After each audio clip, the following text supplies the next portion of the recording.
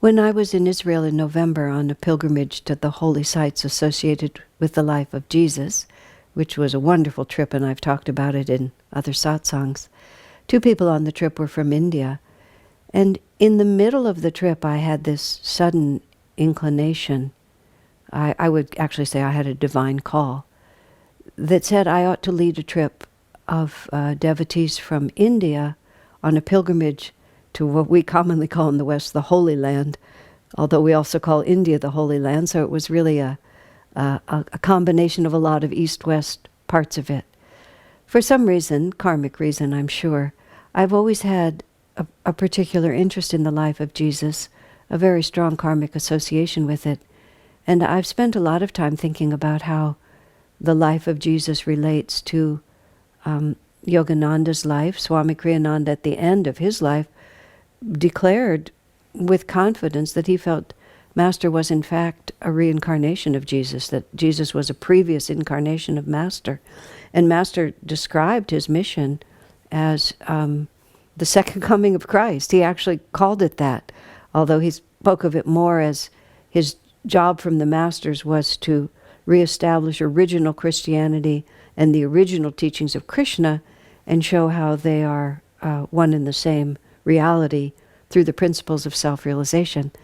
And I've always been very interested in that East-West blend, but it's mostly being a Westerner myself, how we have come to understand India and to absorb that teaching. And on this trip, there were two people from India who had been raised as Hindus, and even though they are disciples on this path, the whole life of Jesus was more or less a blank slate for them. And I realized how enormously beneficial it would be for disciples of this path from India to expand their relationship with Jesus as one of our gurus in the same way that us in the West have expanded to include Lahiri and Sri Yukteswar and Babaji, to see realities that were not part of our culture, but to see then the transcending unity of it. And I've met with a lot of enthusiasm from our Ananda leaders in India, so I'm actually going back to Israel, and probably when this airs, I'll actually be in Israel on a little bit of a scouting trip to sort of see how that might be arranged. Trip would be about a year from now, so if you're from India and you're interested, do let me know, or you can contact Daya and Keshava Taylor, who are the leaders there in Delhi, Ananda Delhi. This has also been interesting for me because in 2012, Swami Kriyananda essentially, as I put it, redefined my job without changing my address. So even though I've continued to live in the colony in Palo Alto, he asked me at that time to become global in my definition of myself. He used the phrase to become Ananda's global ambassador and, quote, travel as much as I could. I told him I use the internet, but he said personal contact is also important, which of course I really do appreciate. But then soon after, I really began to concentrate on writing the book about Swamiji that I've just finished. And I developed a tremendous affection for the secluded life of a writer. But it's very interesting in our lives, and I'm sure all of you can relate to this. We have these karmic periods, and maybe it's astrological shifts. Who knows what it exactly is? But new realities always begin to push us, often just before the old realities have ended. I thought I would have the production of this book done by now, but I've been saying to people, it's a little bit like my declaring that spring should start on January 15th, merely because I want it to start on January 15th. The book has proved to be far too long and far too complicated to prepare for production that fast, so it isn't quite ready. And as long as it's not quite ready, a piece of my mind gets to stay in the past.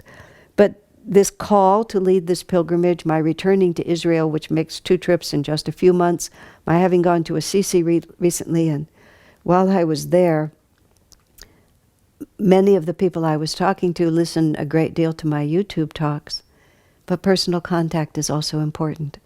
I really began to understand the great privilege we have of being together not only through virtual means, but also just that magnetism, sharing together. It really is a divine gift that we we really need to live with. So going to Israel again, walking again where Jesus walked, which has proved to me to be a very important, I guess I want to use the word karmic completion, and also the potential that I could serve our work by also sharing with others in that place, at least with the people from India, the dynamic living reality of Jesus. We are so rich on this path with all these different masters to relate to that gradually give us this extraordinarily well-rounded picture of the spiritual life. I mentioned that we are still working on the production of the book. Many of you have asked how you can help with the publication of this, and until now I really haven't had a way. But the costs are escalating. And when I start factoring in printing in India and having it translated into Italian, maybe creating and publishing a Spanish edition, I'm now quite willing to accept donations to help create all of these potentials of this book about Swamiji. You can donate through the Ananda Palo Alto site. If you just go onto the homepage of Ananda Palo Alto and push donate at the bottom, and then make the comment that this is for the book about Swamiji that Asha's written, I would be very grateful for all of that. So it's very nice to talk to you, and I hope all of you are well, and God bless you.